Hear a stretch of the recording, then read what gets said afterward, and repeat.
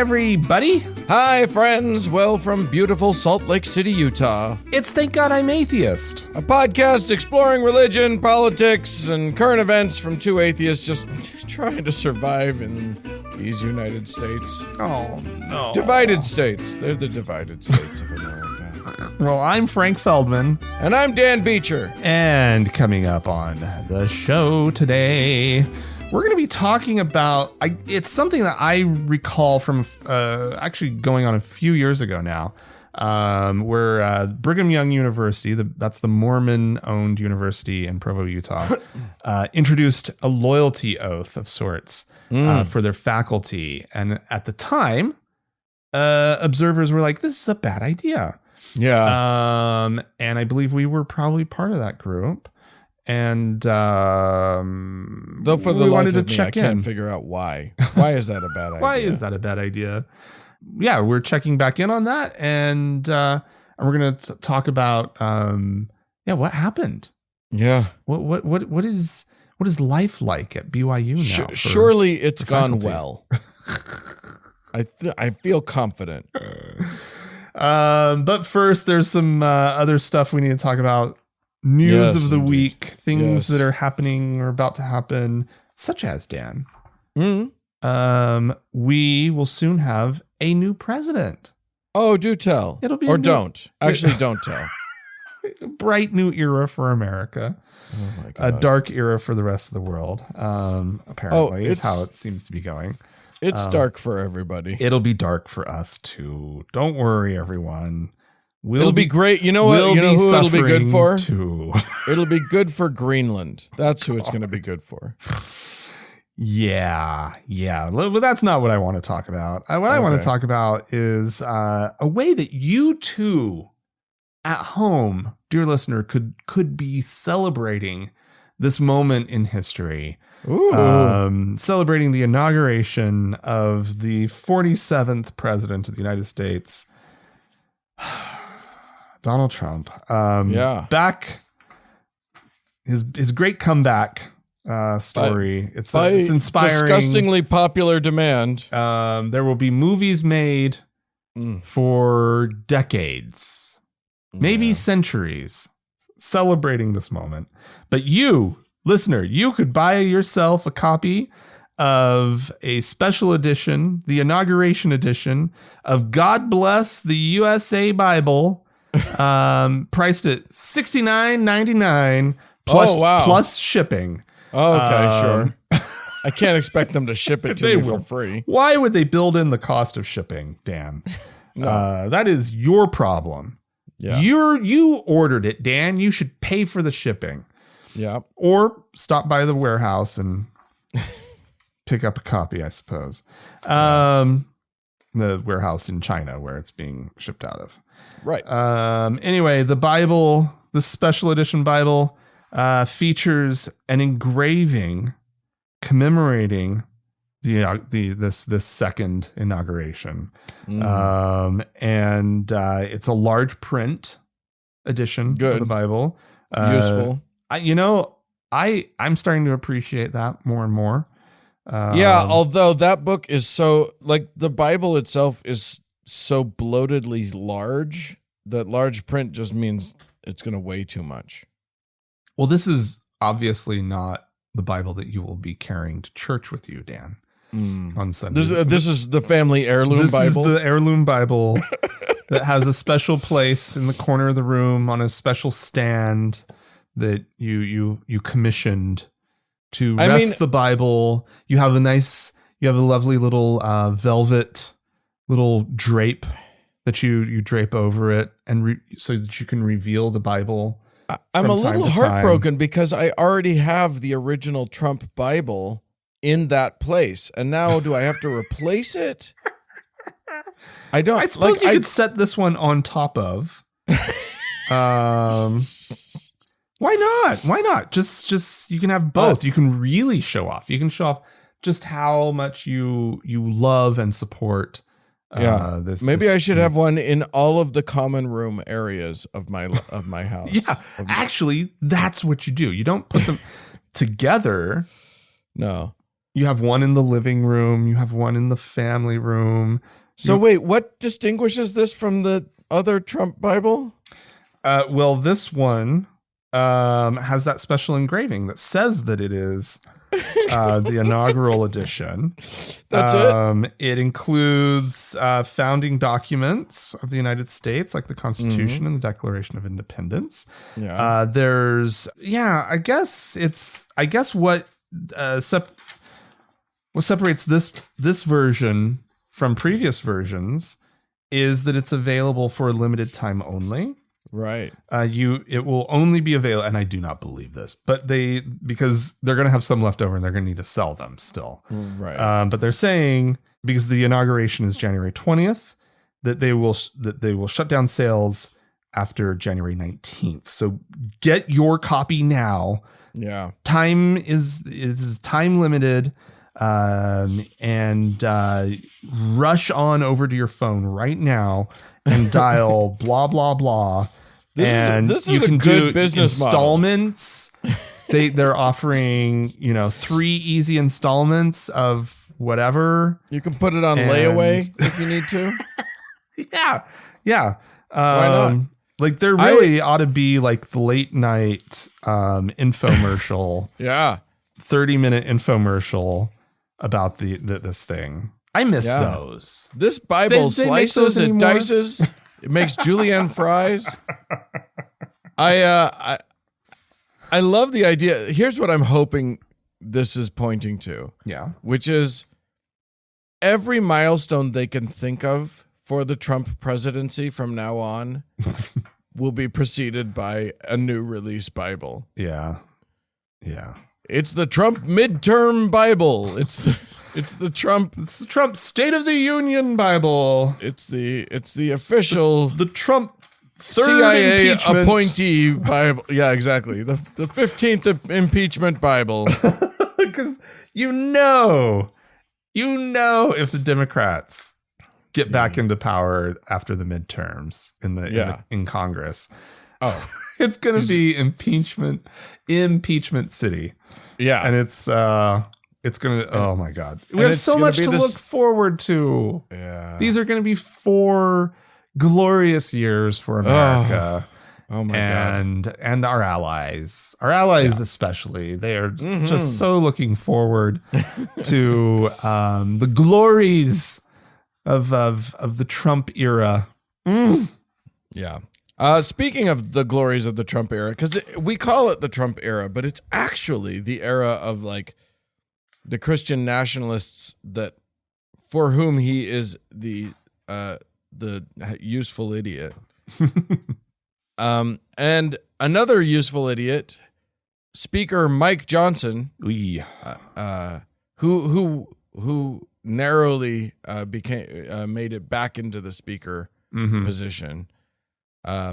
He beat out Elon Musk. Right.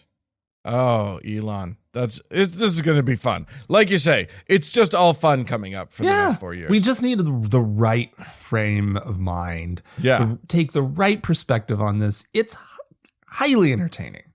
It's and I have to keep telling myself that. Right. Because I still don't really believe it. If you think about the people who got hurt, the train wreck's not fun anymore. So just don't think about that, and then you can watch the train wreck.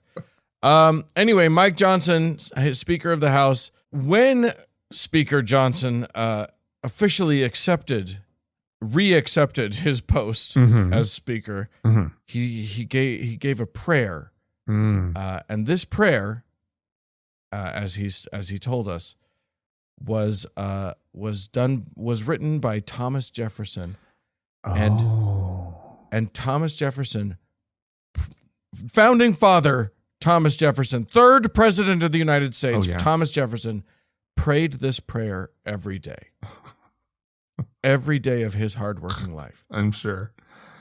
Now, anyone Which who is why knows, we've all heard of it before, right? Anyone who knows anything about Thomas Jefferson. For instance, the fact that he literally cut, like took a New Testament and with a knife cut out the parts where Jesus did any miracles because he didn't like those parts. Right. That Thomas Jefferson, the deist Thomas Jefferson, you might think, this sounds a little peculiar. Yeah, so it wasn't just you. Monticello, I guess they call it Monticello, which was Jefferson's home in Virginia and is now the sort of the hub of all things Jeffersonian. The Thomas Jefferson Foundation owns it and run it. And they also have a whole part of their mission, which is it verifies or doesn't verify quotes attributed to Thomas Jefferson. Oh. And they spoke out and said, no, there's no evidence that this prayer, this is just a quote from their website about this prayer, because this has been going around on the internet. We have no evidence that this prayer was written or delivered by Thomas Jefferson. It appears in the 1928 United States Book of Common Prayer and was first suggested for inclusion in a report published in 1919. Now, astute listeners might recognize that the 1900s were not the 1700s. That the 1800s came and went without anybody even noticing that this prayer existed. Yeah. Democrat Representative Jared Huffman, a California guy, he immediately called this out on X, on Twitter. Sorry. Yeah, Dan. I won't call Ew, it that hurt just hearing you say it. Maybe I should call it X. Maybe actually I should start calling it X, because it's not the site. It's not the app that Twitter was. It's a different thing. Right, but it's the worst rebranding ever. Right. And I don't think that we should reward him for calling it X, because I don't get on it very often, but when I follow a link that goes there and I'm on my phone, my finger instinctively goes to the X logo to close the window. To close the window. I like it. It's a terrible, terrible brand. I canceled I killed my subscription. Good for membership. you, Dan. No, what is it? I closed my account. There anyway, you go. Right thing to do. Yeah. It's not a worthwhile place to be anymore. But Twitter was. X is not. So I'm going to call it X because that way I can differentiate between the good app that it used to be and the bad app that it is. Anyway, Jared Huffman, sorry about that little tangent. Jared Huffman called him out and just said, the prayer that you read in the House chamber today was not written by Thomas Jefferson, and your claim that he recited it every day is false. Good. Which is good. But just get ready for this, because the entirety of the next 4 years is going to be misattributions, fake quotes about how the founding fathers were the most Jesus-y people that could be imagined. and we're gonna see a lot of this. So fun is coming. Yay for us. Well, Dan, here is some of weird news. This is it's not weird. The news itself is not weird. What's weird is my reaction, I suppose. Because I'm always rooting for the gay guys, right? Oh, sure. I want good things to happen to the LGBTQIA community. I want us to be happy in the situations that we find ourselves in. But then when something like the Vatican approving gay men to become priests in a pilot program in Italy is announced, I think you mean openly gay men. Correct. Correct. They've approved gay men being priests since time immemorial. Fine enough. But these are gay men, right? Like right. these are. I mean, actually, they're probably not that gay. They're probably not, swishy and fun, and all of that. They're probably sad. Camp priesthood. That's what we need in this world. if we're gonna have Catholics, we need camp priests. We need a Charles Nelson Riley priest. Yeah. We need nun drag priests. You're gonna have to say 4 Hail Marys and 1 Our Father.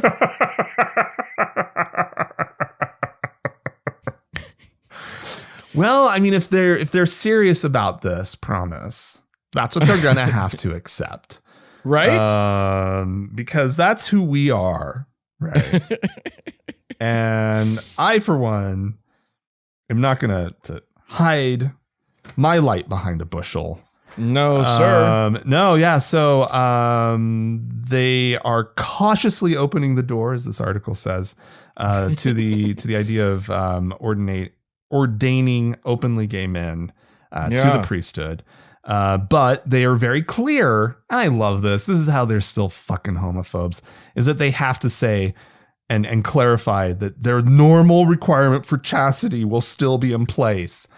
Because, those whoring gay men, if you don't tell them not to, are going to just run amok. And I love that they even come on, guys, give it up. You know, all your priests are out there doing whatever they want. Oh, yeah. Well, I mean, we've talked about the raves, the gay raves that are happening in Rome. Yeah. Yeah. All of the escorts, the male escorts who specialize in clergy. Come on, we know. Yeah. This is the document was signed by the head of the Italian bishops, Cardinal Matteo Zuppi. Okay. He is considered to be very close to Pope Francis. And very, very but not close. in that way. Very, very close, Pope Francis. The document itself will be valid for 3 years. That's why I called it a pilot program. This article doesn't call it a pilot program, but I'm calling it a pilot program. They're testing it out, and and it's only for Italy, so they can keep close watch on this. They're not going to let some rogue, faction of the Catholic Church in the Archdiocese of San Francisco. They're not going to be in charge of this little pilot program. Let's see how this goes. Because, like you say, all they'll do after these people become priests, if they say, if they decide not to continue on, they'll just, shove them back into the closet. Just shut up about it. The Pope Pope Francis, he's an interesting fellow. He clearly is trying to, it's hard to use the word modernize, with the Catholic Church in any way, shape, or form, but he's trying to be nicer. He's trying to, look, these things are such tiny little baby steps, but they're cataclysmic in Catholic terms. Sure. Yeah. Like that. I skipped two. I opted out of 2 stories that were about Pope Francis one of them was along these lines, which was that he's now installed a woman in a top leadership position at the Vatican. Wild. Which has never happened before. Yeah. So, I mean, there's been women in the number 2 position, but never in the top position before. So it's like, okay. Yeah. For a Catholic in his position, he is wildly progressive. Right. For the rest of the world, which means he's just not as horribly conservative. Like he's not Nazi levels of conservative. Yeah. I mean, but this is also the same guy that when this topic came up last year, we talked about this. He used an anti-gay slur in the meeting to talk about his skepticism about whether or not this was a good idea. He's strongly criticized the quote unquote gay lobby as a center of power in the Vatican. And again, he points to the gay priests as the ones that are having a hard time with living a celibate lifestyle. And it's just like, no, you're asking human beings to give up their sexuality, it's all of your priests, dude, right? Like, it's not just the ones who are gay. It's not like, shut the fuck up, right? Yeah. So a win of sorts for the homosexuals. I guess. But I don't consider it a win to be able to suddenly be a Catholic priest, but okay. But see, that's the thing. And I like to allow people their space to go do the thing that's going to give them fulfillment, hopefully, in life. Right. And if there are gay men in Italy, what concerns me is that they feel that this is probably their only way, right? Yeah. They're so indoctrinated into Catholicism and into this gay hating worldview that they're not considering that they could just like leave it all behind and find a different life that would be far more fulfilling, right? And far, but instead this it's what they're doing. So fine, go do it. Go be not gay, I guess. Go be nothing. Go knock yourself out. Go have your little secret, rendezvous, secret trysts with other priests. Yeah, have fun in seminary. It's you'll have a great time. They actually may. Yeah, I've seen some hot priests. Yeah, absolutely. All right, I'm moving us on.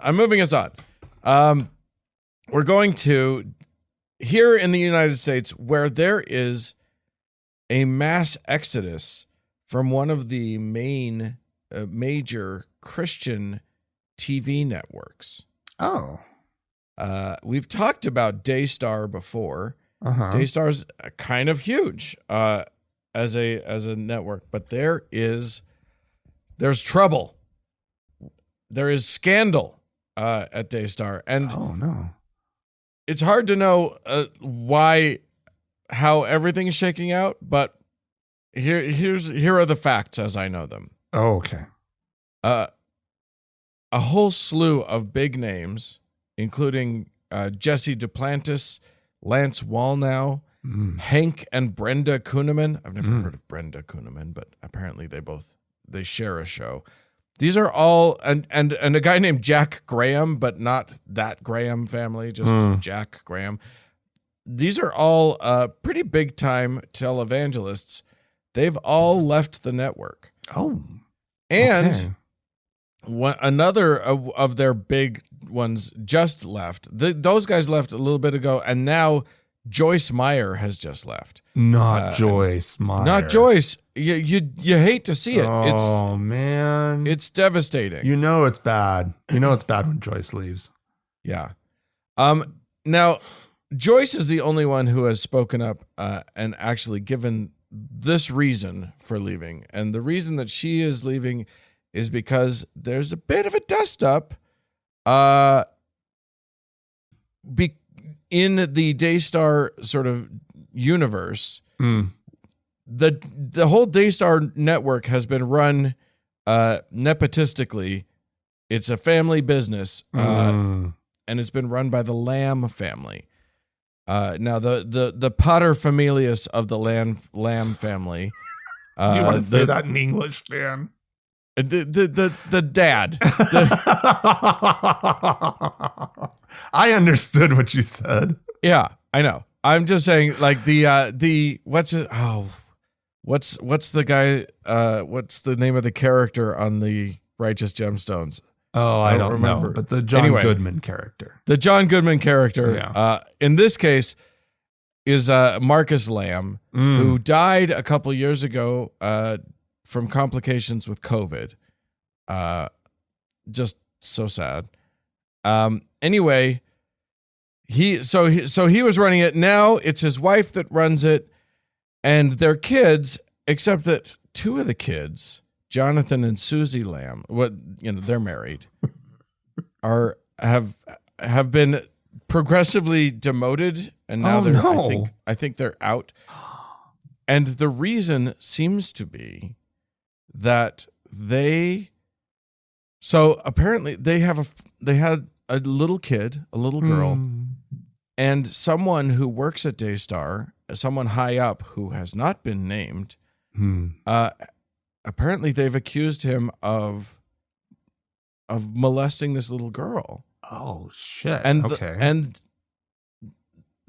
the Daystar people, including Jonathan's mother, Joni Lamb, who's running the network, are backing the molester and are ousting their own kids because he makes them because more money. Everybody in religion does everything wrong. Yeah. Well, he makes them more money, right? Like, yeah, that's, you don't get rid of him. You don't get rid of the. Yeah. Also, he knows where all the skeletons are, all the bodies are buried.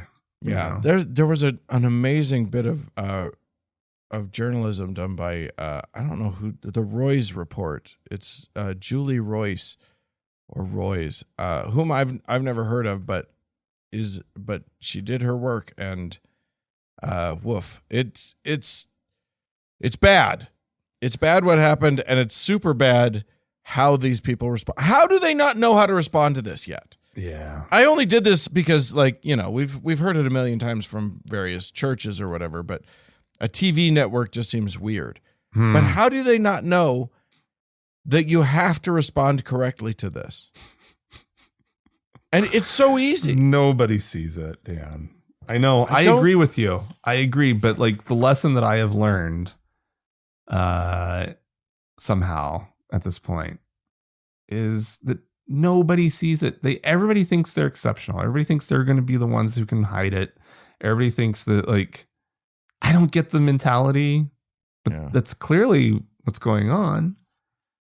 It's so crazy to me. It's just so crazy that, like, they are ensconced in a world where this shit goes down all the goddamn time. Yeah. And they can't figure it out. Well, they also, I think it may be in some ways, I don't know, does it go to show that, like, they do believe their own nonsense, that, like, they believe that they are blessed, right? And they are on the right side. And so the Lord, what their response, the Lord is telling them how to respond, Dan. So how could they possibly go wrong? Right? I think you're probably closer to the mark on somehow this guy makes them too much money. And they don't. You take the more cynical view of them. You don't think they actually, I think they convince themselves. I think there are people probably peppered throughout the organization who are there for cynical reasons. But I think that there are enough people that believe it. They believe their own shit, right? Yeah, maybe. And so at the end of the day, they think that God is looking out for them. They're not trying to get away with anything because they're on the side of righteousness, right? All I know about any of this is, for a minute, I don't know where to get my Hank Kuhneman fix, and I am freaking out. Oh, he'll figure it out, Dan. I'll bet they join. I bet they start their own. I'll bet all of those. That's the right move. Start their own network. That is what this moment is all about. Right. Is breaking off. It's a painful moment, but it's actually an opportunity, Dan. Absolutely. This is. They need to just see this as an opportunity. Yeah. And they'll be fine. All right. Well, here is a story that I saw in the New York Times this week about one of, I believe this is one of your favorite places in the world, Dan. I've heard you talk about this place a lot. Kosovo. Oh, yeah. I can't get enough. I would go as far as to say I'm a Kosovo-phile. Yeah. I'm a Kosovo-aholic. I kind of am too, which is why I had to look up and make sure that it actually is a real country, there is some debate on as to whether or not Kosovo is actually a real country. It is recognized by most UN countries as a real country, as a real boy. Still claimed by Albania or something? By what? Dan, Albania. Come on. Serbia. Serbia claims it. Oh, okay. I was way off. Dan, I don't know how. on. I don't know how I could have thought of that. And you call yourself a Kosovo file, Dan? Right? Oh, anyway, for those of you who don't know, dumb lack of Kosovar knowledge. For those of you who don't know, and I didn't really know until, the last 24 hours as I've been nosing around about Kosovo. Kosovo was part of that whole Yugoslavia thing, right? As was Serbia, as was Albania, right? Was Albania part of? I can't Probably. remember. Maybe. I'm thinking Montenegro might have been what? Maybe. I don't know. Yeah, sure. Who knows? Bosnia, Herzegovina, that one. Yeah. All Just of those. all of them. All of All those of them. were part of this, like, this country. And the thing is, they had Orthodox Christians, Roman Catholics, and Muslims. Okay. Those were the three main sort of religious groups in that part of the world. And you'll recall back in the 90s, after all of that, after there was no more Yugoslavia, that was one of the big things that happened in the 90s, that the region fell into warring factions that largely were around ethnic and religious lines. Yes. And it was ugly for a bit. it was really, really ugly, like really awful situation. But anyway, so Kosovo has sort of claimed its independence, but Serbia doesn't like that, but whatever. But Kosovo is largely inhabited by ethnic Albanians. Isn't that? Yeah. Okay. Remember when I said Albania? That's Yeah. what Because I was it's right thinking next of. door, right? But they don't. Well, and I remember hearing about Kosovo Albanians or Kosovo. Yeah. Something like that. Sure. Yeah. Anyway, they declared themselves an independent state in 2008. Most of the 93% of the population is Muslim, and only 1.75% is Roman Catholic. This is according to their latest census. Okay. But there's a movement that I find fascinating where a lot of people are wanting to convert back to Roman Catholicism. Oh. And there's a lot of people who are converting from Islam, which is a big no-no in Islam. You do not. Once a Muslim, always a Muslim, right? Right. Or death. And yeah, they really frown on that whole leaving thing. yeah, it's really, really bad. But yet there's always been sort of this sort of easygoing Islam, I guess, in the region in Kosovo. They're just not that. They're not like the crazies, right? They're just, You know what? That's what you want. You want chill Muslims. Yeah, if you're gonna have Muslims, you want the chill ones. Yeah, absolutely. I think that goes for most religious groups, actually. Oh yeah, 100%. All. Let's have zero fundamentalists, please. Yeah, thank you. But here's the deal. So they're doing this in the name of, they call it the return movement. And they're pushing to revive a pre-Islamic past that they see as sort of Kosovo's place in Europe. They'd rather be sort of more European, these people, right? They want to go back to the Roman Empire instead of the Byzantine Empire. Well, instead of the Ottoman Empire. Exactly. Which is, so the Ottomans came in the 14th century, bringing with it Islam. Everybody converted, essentially. Yeah. And so, but it's, that's what I meant. I said Byzantine. I meant Ottoman. Yeah, I know. Ugh. We all knew what you meant, Dan.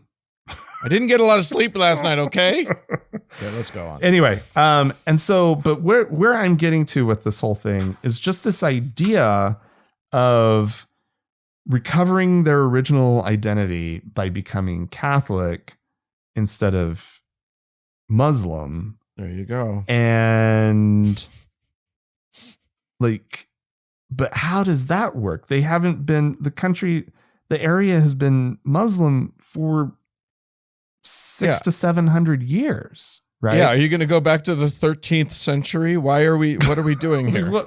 I don't understand. Like, how far back do you need to rewind that clock? This connection that you feel to this thing that your people haven't been for centuries, right?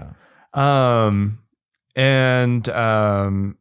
It's really, really wild. In fairness, they're way closer to Rome than they are to Mecca, so that's just geographically. I guess it sort of has roots in sort of this political aspiration of Kosovo maybe cozying up to the European Union. Right. They're looking west. They're not looking east. Right. For where these specific people want to go. Right. Yeah. They feel a closer tie to Europe than the Middle East, and so they're doing it a lot for just identity reasons, not for specific, like they actually are converting to Christianity because of they found Jesus, right? I suppose some are, but largely this article is talking to people who are just like, no, this is my ethnic identity. Right. And it's like, wow, really?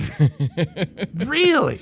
Like I have no concept of that. I have no connection to family identity or history in that way. Like just deconvert. Like if you have like if you want to line up more with Europe, you do a much better job just becoming a bunch of fucking atheists at this point, right? Like go secular. That's the way. Yeah, like why do you think you need to like join a different religion in order to be closer to Europe? I don't know. Well, it seems weird to me. Anyway, I thought it was an interesting development. I was fascinated by it. And screw the Ottomans. We don't need them. Yeah. Yeah. I want them to be marching around with signs that are like, Ottomans out. Ottomans out. Or just be like, get your feet off the furniture. Get your feet off the furniture. All right. Coffee tables only. No Ottomans. Here we go. All right. I'm gonna close this out in a very weird story coming out of West Virginia. Now, I'll start by saying that in 2022, the U.S. government passed a $1.9 trillion law, the American Rescue Plan Act, which was just, it was supposed to be for like infrastructure and, helping post-COVID and all this stuff.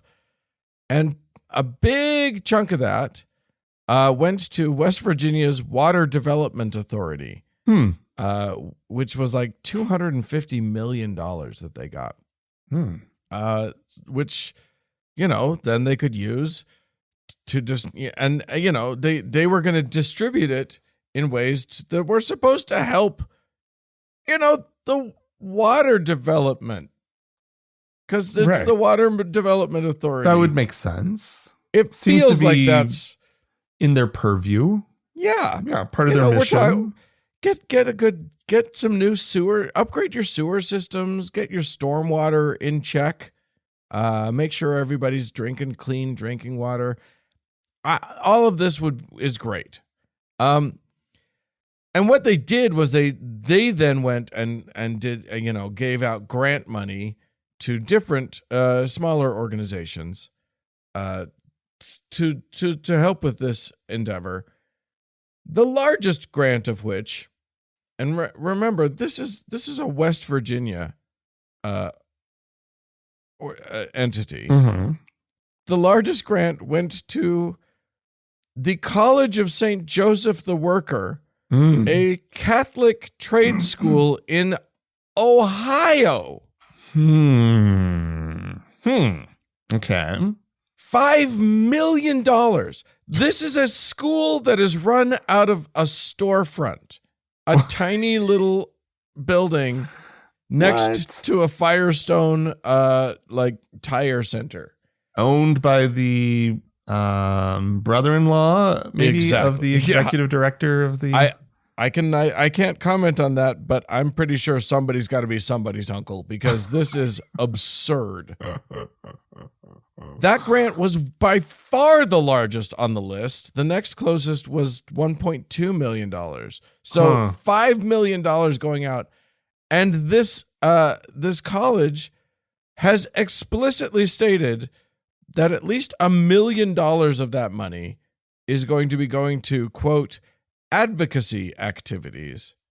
Water advocacy? No. They're very interested in a think tank on conservative public policy. Specifically, they're talking about abortion and immigration policy. So that's really great.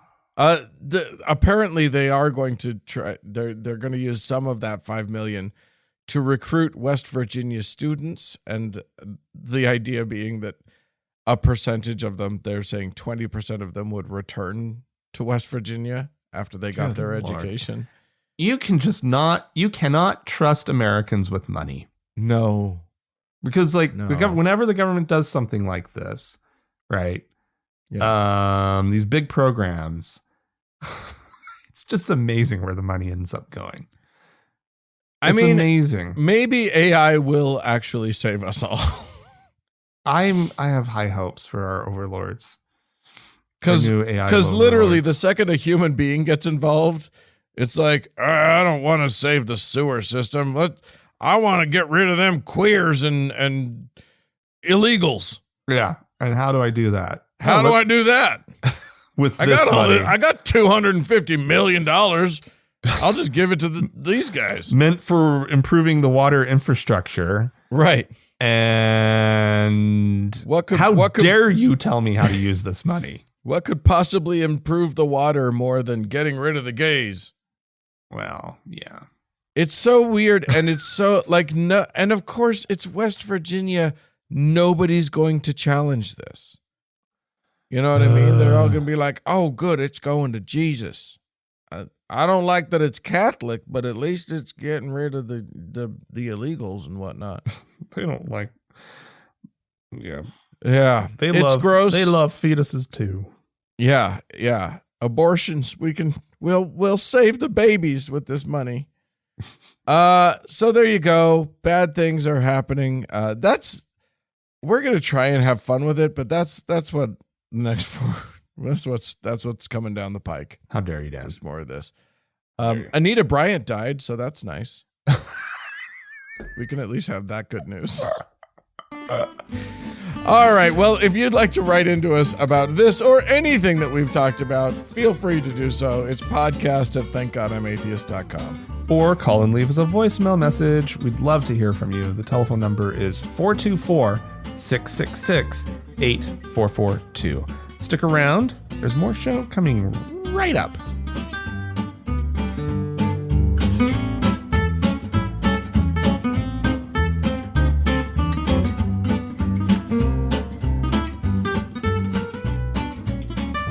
Well, Frank, we had some folks write into us that I wanted to get to. Trevor wrote in to say, "Hey, Frank and Dan, your latest episode where you talked about seed oils reminded me of a lot of my mom. She's a Democrat and an atheist, though she certainly describes herself as spiritual. She hates seed oils, aspartame, MSG, etc. Yeah. And uses Young Living essential oils. She knows the company is Mormon, but says that it's worth it for her health." Oh, Young Living. Yeah, indeed. Companies aren't Mormon. It is owned by Mormons, and it's a multi-level marketing sort of nightmare that Mormons love to do. Yeah, but they have beautiful, beautiful giant fields of lavender growing off the freeway. Yeah, it's beautiful. You're gonna get your smell 'em if you need it. From Young Living. No kidding. When that convention is going on downtown Salt Lake, you stay away. Oh yeah, I call them the stinkies because you can. If the wind's blowing the wrong direction, you can smell it. Well, I mean, some restaurants, including the one that you used to work at, Mm. will often put up signs that say, "Please don't open your essential oils in the restaurant," because it just gets too much. It's Like they open them all, and they're sharing. They're nose They're like, blind. All you of need them. you need to smell this one. Oh, you need to open this one. Oh, blah No. blah blah. I don't know why they're passing it around to smell, because none of them can smell anything anymore. Clearly, Right. they've fried their nostrils. Anyway, sorry, Trevor continues. I often try to show her, this is his mom, that studies have determined time and time again that all the things she avoids are not actually harmful, but she never comes around. She does her own research on Good these for her. things and always finds a study to back her up. But she must be looking hard with that confirmation bias playing a huge role, because with a simple Google search, I struggle to find any reliable sources to support her opinions. Yeah, that's your problem, Trevor. You're looking for reliable sources and not fun or interesting or like sources that she would like. Right. Yeah. Right. He says there definitely seems to be some correlation between the spiritual but not religious and the use of essential oils, rejection of modern medicine and food technology, etc.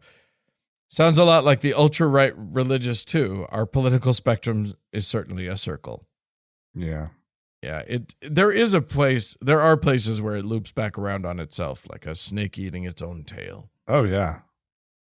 So there you go. Sarah wrote into us. Hi, Frank and Dan. You remember, Frank, we talked a little bit about witchiness. Oh, witchy poos. Yes. Getting a little witchy. Yeah, it's and fun. Sarah says, on the topic of witchy stuff, I just wanted to point out that cursing is therapeutic. Example, I kept losing my laundry card, which is like a debit card that pays the laundry machine so you don't have to deal with quarters, at the residence of the University of Regina in Saskatchewan. And that is how you pronounce it. I'm sorry, everybody. For those of you who weren't prepared for me to say Regina. Thanks, Dan. It's never going to not be funny in my mind. Anyway, sorry, Sarah kept losing her laundry card. I got mad the third time it happened, so I whited out the back of the new card, wrote in Sharpie a curse, and sealed it with sparkly nail polish, because magic equals sparkles, right? My curse was, this card belongs to, and she wrote her name, and whoever shall steal it, may 1,000 fleas eat your genitals. Oh.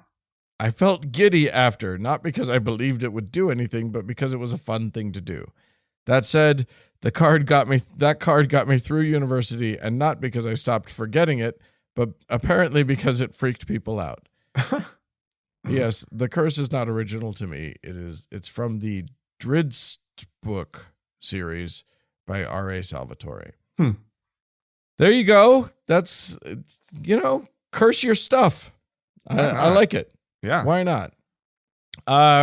It's along the same lines of the fact that I love that my license plate has 666 in it, because I figure that's just gonna freak a few people out. That's All right. Rich says, in episode 681, you briefly discussed Michael's email about dating app woes. Oh, yeah. I remember. You remember that? I use OkCupid, and it has plenty of problems, but having to list myself as spiritual is not one of them. I list myself as atheist and have my searches set to agnostic and atheist only, and there are plenty of people initiating contact and lots of people to choose from. While there is a lot of spam, it's easy to identify. Anyway, here's the thing. And he goes on to say that he tried Hinge and it was unhinged. It was the worst. Yeah.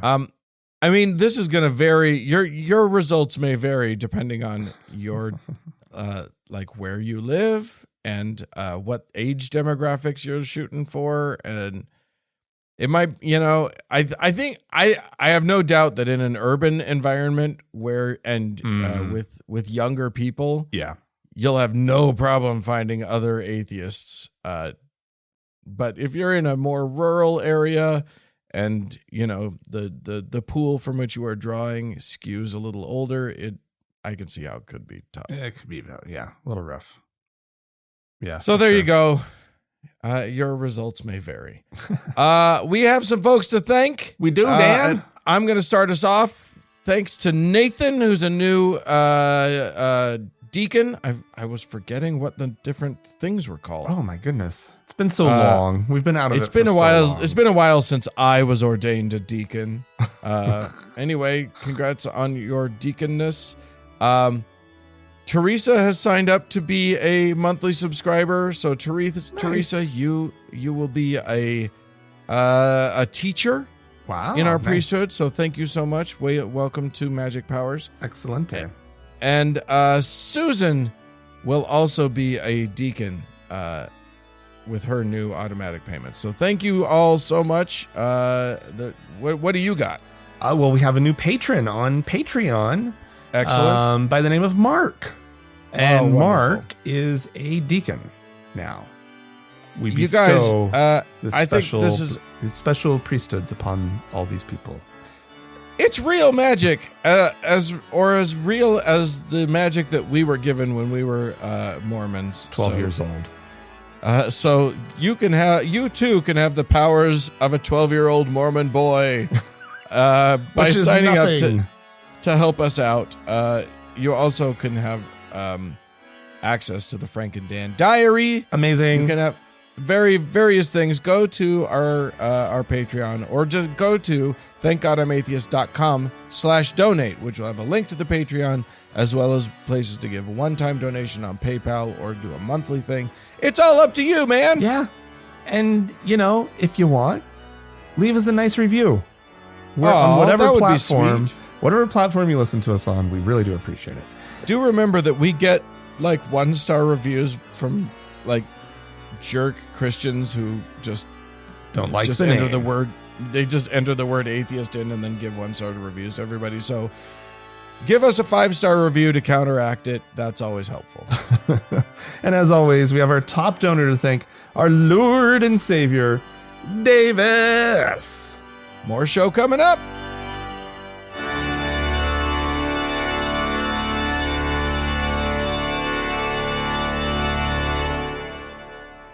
All right, Frank. Yes, Dan.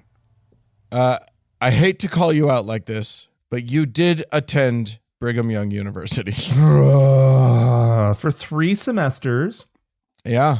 I had a time there. Yeah, it was a strange experience. I didn't have any other college experience to compare it to. Right. But there's a unique culture at BYU. Yeah. Everybody seems to be trying to get married, trying to hurry up and get married. The hilarious joke was always that men go to BYU to get a degree so that they can have a career. Women go to get their MRS. Get it? Yeah. That's good. No, that's good. Yeah. This and that's a joke that they tell themselves. That's not a joke that people tell about them. But the ladies, the lady cougs, the lady cougars tell that about themselves. Oh my gosh. Yes. So anyway, it's a unique place in this world. They take themselves very seriously. They take themselves very seriously in I don't know. They used to take themselves seriously in the sense that they wanted to be seen as an academically viable place. They wanted to be taken seriously as an institution of higher education. They wanted to be one of the top. They had aspirations to be one of the top universities in the nation. Right. Yeah. And then I don't know. Did they see the light? Did they realize that was never going to happen? Here's what my guess is. My guess is that the pendulum swings back and forth, just as it does in the country. You'll get more liberal-minded people coming in who are like, "Let's go academia. We can do it. We're gonna do good good academics, and then the leadership of the church and of the school, because the school is owned by the church. The church appoints the leadership at the school, and then you get very, very conservative church leaders, and then you get very, very conservative BYU leaders, right? And things go shitty. But during these times of trying to be like a real university, they'll go out and they'll find like Mormons who've like risen through academia at other organizations, right? Right. With good reputations, they're good professors. Yeah. And they will lure them back, and they'll use, and there's I think they must be playing off of some sort of like sense of obligation or Mormon guilt or something, where like, because they get these people to come back and to teach at BYU and promise them, the sun, star, and moon, probably, right? In order to get them there, or just a career in academia. These are people these are scholars who have dreamed of a career in academia. They've worked hard for it. They've gotten, they've done their degrees. Sure. And then they sign on. And for a long time, what they signed on to, they had to agree that they would be good Mormons. Yeah. And for the longest time, it was basically they had to be temple worthy. And what that meant was that they had to have regular meetups with their bishop to get a temple recommend. Right. And that involves a worthiness interview. Right. Etc. The most important part of that worthiness interview being, do you pay a full tithe? Yes. That's the most important question. Everything else we can work on. Everything else we... So when you're negotiating your salary as a tenured professor at BYU, make sure that you give it a 10% up bump. Yeah, no kidding. For the Lord. Nonetheless, so you get these folks, they're for real, but then the university changes. Right. Yeah. The university that pendulum starts to swing. And one of the ways that it most recently swung back toward being a wildly conservative organization, let's face it, it's never a liberal organization. No. Right? No. But where it gets just stifling and awful is that a few years ago, back in 2022, they announced that they would be instituting a loyalty oath. They weren't calling it that, but that's effectively what it was.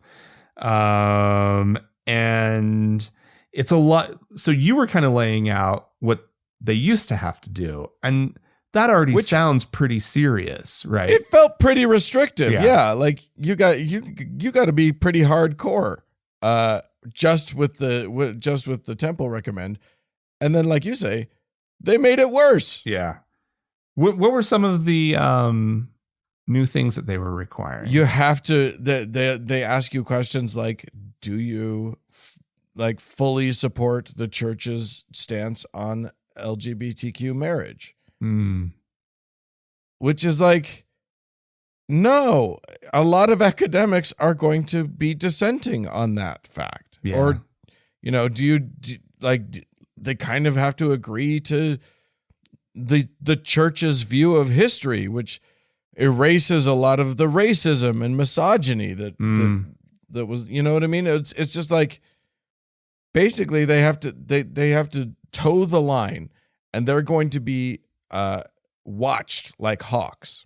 Yeah. And you read more of that article, right? That was talking about the new culture, right? Yeah.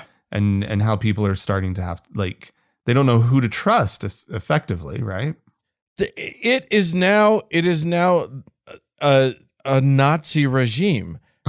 None of this was an article that was written in the Salt Lake Tribune, published this week in the Salt Lake Tribune, and no current professor at the school will talk on the record. She talked to several off the record. Yeah. Not one would go on the record. That's wild. One of them that's said, telling. Yeah, very telling. One of them said that they said low morale is pretty universal. The default position is not to trust anybody. Oh. It is snitch culture. It is a lot of nastiness. What it isn't is academic in any way. Yeah.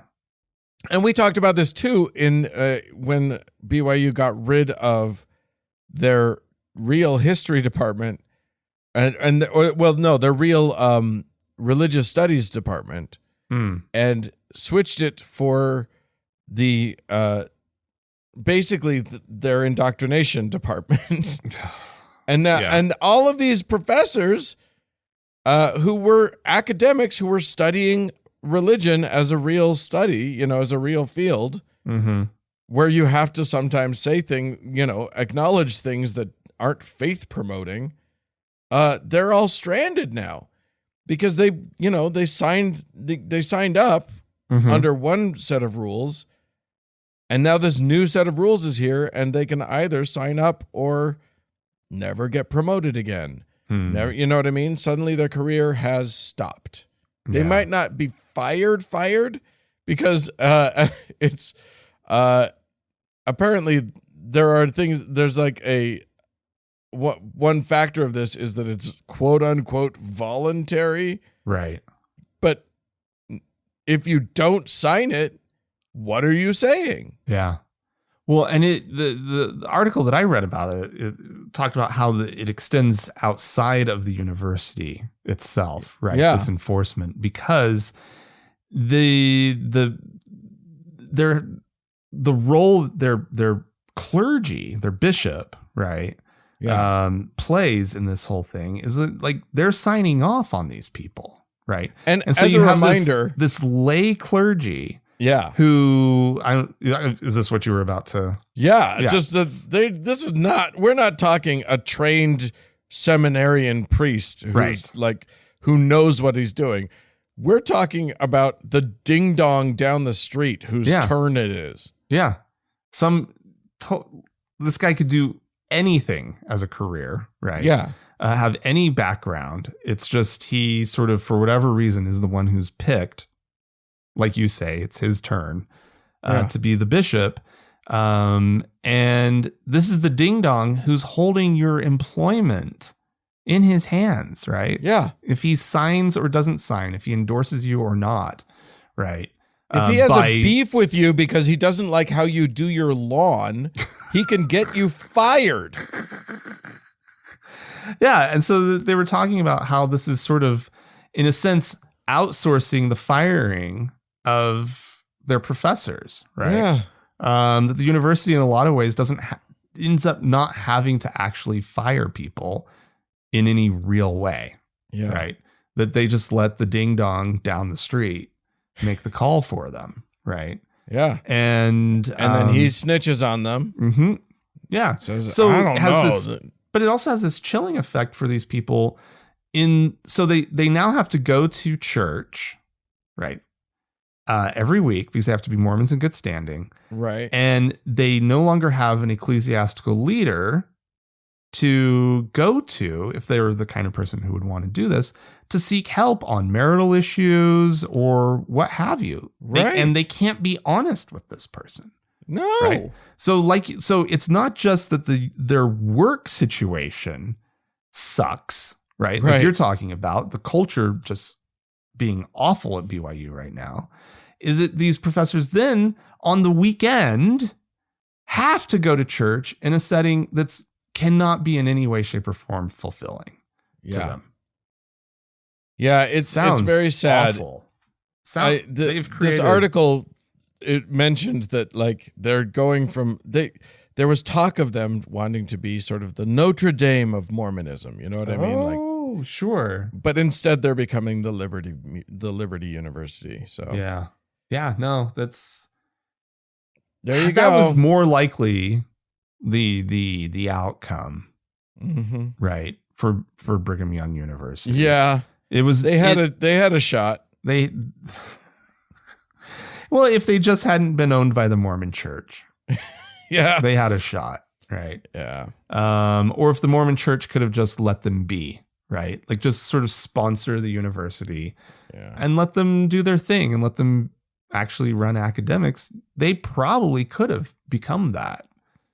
But it's sad. The church got in the way. One of the amazing things was the comments section of the article, which had, maybe it was of a post about the article, but it had so many people. Like, it was just one person after another saying, I so regret my I'm so embarrassed about my BYU degree. I leave it off of my resume. It was literally like, my degree has become garbage. It has become worthless. It's because really it doesn't sad. matter how academic they were when you were there. Right. If they ruin their reputation, people are only going to remember that. Yeah. Yeah. That's a really good point. It's really sad because like the story within the Mormon world is that Brigham Young University is a great university. Right. Yeah. So like as a kid and you're just trusting everyone around you. Yeah. It's a really good school. It's a really good school. That's why how you got sucked in. That is. I was kind of I was on my mission when I decided to go to BYU. Right. Yeah. I had growing up, I had no desire to go to BYU. I actually had I had sort of a really negative reaction to the idea of going to BYU growing up. Yeah. And then I'm on my mission and I don't even know what the thought process was now, but it was like, I want to go where there's more Mormons. I want to go where there's, and boy, I found out what that's like. Yeah. And you had never lived in Utah, so you didn't know. I had no idea what I was getting myself into. No idea. It was such a culture shock. And I never really found a place there. And that was the last time that your surprise. were proud of you. I actually, Dan, that's not nice. That's not nice. I'm kidding. I joke. I jest and I jibe. Yeah, but it's all right, but friends. it's also true. So just don't why open old wounds that it's just not kind to say it out loud that we've forgotten about or successfully suppressed. I'm sorry, and then Frank, you just have to apologize. Go and find it and pick at the scab. Thanks, Dan. All right. Well, if you want to send Frank some support after this in this trying time, you can do so by writing into us podcast@thankgodimatheist.com or call and leave us a voicemail message. 424-666-8442 is the number. Yeah. Hey, to support the show, don't forget you can go to thankgodimatheist.com/donate. And this episode was edited by Roger Gowdy, and music was provided by the Red Rock Hot Club and Gordon Johnston. Hey, thanks y'all for tuning in. We sure do appreciate you. Thanks so much. Bye-bye.